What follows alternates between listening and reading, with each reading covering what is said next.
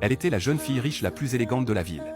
Son doux sourire captiva profondément le regard du pauvre garçon. Il n'en sortit pas, avant que son ami ne l'appelle plusieurs fois. Il sut qu'il était définitivement tombé amoureux d'elle, mais l'écart entre leur réalité faisait qu'il ne pouvait que l'admirer en silence. De loin, sur le chemin du retour, la voiture de son ami tomba en panne et resta bloquée sur la route. Cela bloqua les voitures derrière, qui klaxonnaient sans cesse. Dawson s'avança poliment pour s'excuser.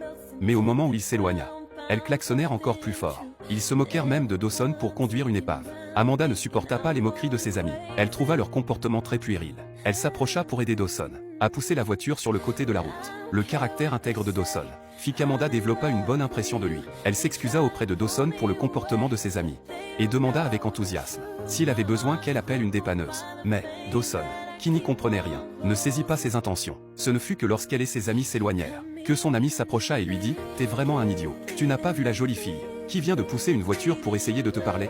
Bien que Dawson ne sût pas lire dans ses pensées, le destin qui leur appartenait arriva silencieusement. Un jour, Dawson lisait dans la rue, quand il vit par hasard que la voiture d'Amanda semblait avoir un problème. Elle se tenait là, désemparée. En voyant cela, Dawson s'approcha pour lui demander ce qui n'allait pas. Amanda dit que sa voiture ne démarrait pas. Dawson s'approcha pour jeter un coup d'œil. Il vit d'un seul coup d'œil qu'elle l'avait fait exprès.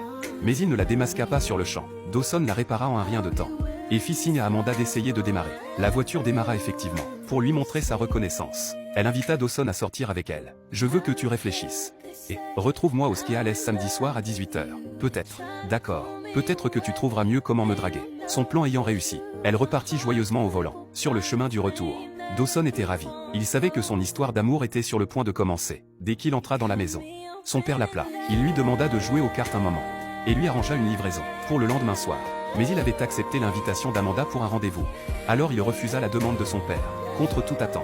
Il se fit battre par son père. Les spectateurs étaient déjà habitués à cette scène, car Dawson avait été battu par son père depuis son enfance. Le mépris de son père rendit Dawson peu sûr de lui. Après avoir enduré cela pendant 20 ans, il décida de se battre pour l'amour. Le soir, il fit ses valises, choisissant de quitter secrètement cette famille cauchemardesque pour poursuivre son propre bonheur. Il ne pouvait pas laisser sa famille le retenir, mais une forte pluie se mit à tomber sur la route. Sans refuge, il courut vers une maison. Alors, quand il n'y avait personne, il grimpa dans un abri à voiture pour s'abriter de la pluie. Le lendemain, avant qu'il ne se réveille, le propriétaire de la maison pointa un pistolet sur lui, pensant qu'il était un voleur de voiture. « Quel est ton nom ?»« Dawson Cole. »« Le fils de Tommy Cole ?»« Oui. » « Eh bien, c'est regrettable. » Le vieil homme savait que le père de Dawson était un gangster local bien connu. Après avoir appris la situation de Dawson, il eut de la compassion. Alors il hébergea Dawson. Amanda arriva tôt au bar pour attendre Dawson. Mais le temps passait et il ne s'était toujours pas montré. Dans son anxiété, elle dut aller demander à l'ami de Dawson. Alors Amanda alla chercher Dawson chez lui. Elle lui demanda pourquoi il n'était pas venu à leur rendez-vous. Dawson ne voulait pas qu'elle voie ses bleus. Il se cacha derrière le capot de la voiture et ne répondit pas. Voyant que Dawson restait silencieux et sans réponse, Amanda s'éloigna fâchée, mais elle revint, ne voulant pas abandonner. « Tu sais, je voulais juste un rendez-vous. Je voulais aller quelque part et boire un café. Ou manger une glace. Allez, tu sais, tu me poses des questions. Je te pose des questions. Et si par hasard la réponse nous plaît, Dawson, alors peut-être qu'on en aura un autre. Et si elle ne nous plaît pas, alors on n'en aura pas. Laisse tomber. Je suis épuisé. J'en ai fini. » Amanda, le voyant si froid et déçu, partit. Dawson savait qu'Amanda était sérieuse à son sujet. Alors il la rattrapa, contre toute attente. Amanda revint encore. Et elle vit les bleus sur le visage de Dawson. Elle comprit instantanément pourquoi il n'était pas allé au rendez-vous. Dawson emmena Amanda dans sa base secrète. Sous le ciel étoilé, ils parlèrent de la vie, partageant leurs expériences de croissance et leurs projets d'avenir. Bien que Dawson fût opprimé par son père depuis son enfance, son cœur était bon. Il étudiait dur pour entrer à l'université, espérant un jour échapper à sa famille actuelle, digne d'un cauchemar. Plus il parlait, plus il se sentait proche. Amanda apprécia encore davantage ce garçon sincère devant elle. Sur le chemin du retour, leur relation subit également un changement subtil.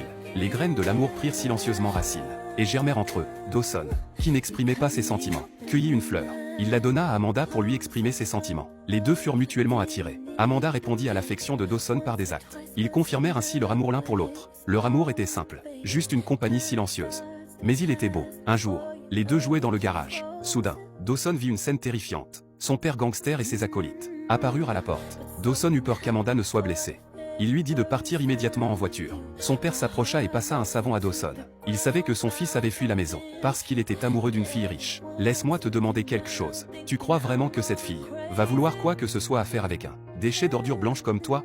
Il ordonna à Dawson de faire ses affaires, et de rentrer immédiatement avec lui. Mais Dawson ne voulait pas retourner à son calvaire quotidien. Juste à ce moment-là, un coup de feu arrêta les actions de son père. « Touche-le encore une fois. Max te tuera. Maintenant. Je viens pour mon garçon et je ne repars pas sans lui. Alors, je suppose que tu vas devoir me tirer dessus. D'accord.